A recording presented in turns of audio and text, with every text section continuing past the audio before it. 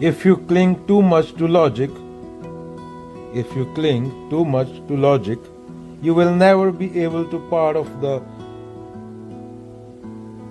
living process that this existence is.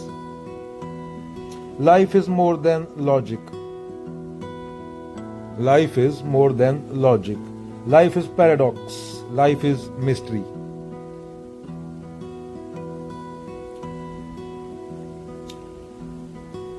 I use contradiction as a technique. I go on contradicting myself.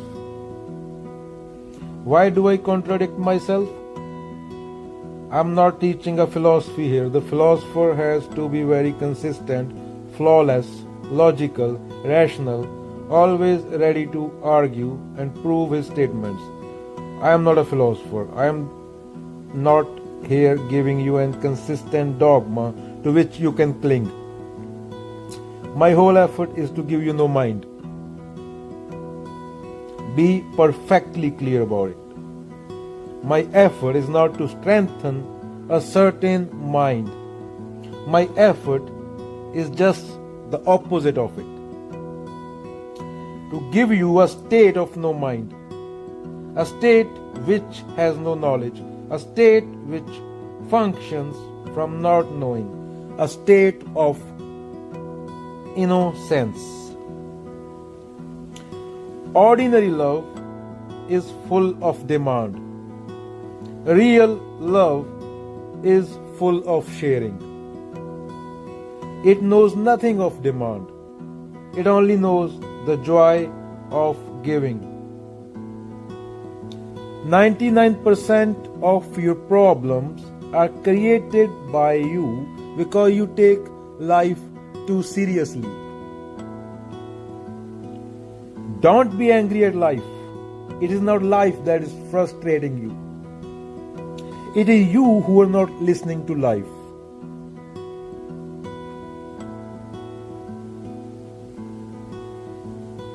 I teach you joy, not sadness. I teach you playfulness, not seriousness. I teach you love and laughter, because to me there is nothing more sacred than love and laughter, and there is nothing more prayerful than playfulness. The real question is not whether life exists after death. The real question is whether you are alive before death. The real question is whether you are alive before death. Jiddu Krishnamurti from Book of Life. That thing which you fight, you become. If I am angry and you meet me with anger, what is result? More anger. You have become that which I am. If I am evil and you fight me with evil, means then you also become evil.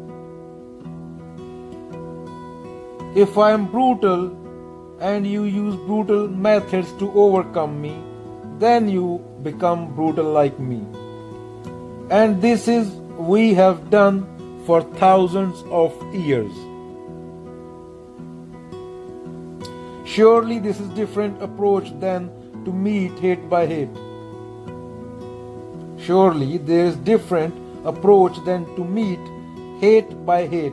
If I use violent methods to quell anger in myself, then I am using wrong means for right end, and thereby the right end ceases to be. In this there is no understanding. There is no transcending anger. Anger is to be studied tolerantly and understood. It is not to be overcome through violent means. Anger may be result of many causes, and without comprehending them, there is no escape. Anger may be the result of many causes, and without comprehending them, there is no escape from anger. We have created the enemy, the bandit, and becoming ourselves the enemy in no way bring about an end to enmity. We have to understand the cause of enmity and cease to feed it by our thought, feeling, and action. This is an arduous task demanding constant self-awareness and intelligence. For what we are the society, the state is. For what we are the society, the state is. The enemy and the friend are the outcome of our thought and action. We are responsible for creating enmity, and so it is more important to be aware of our own thought and action than to be concerned with foe and a friend. For right thinking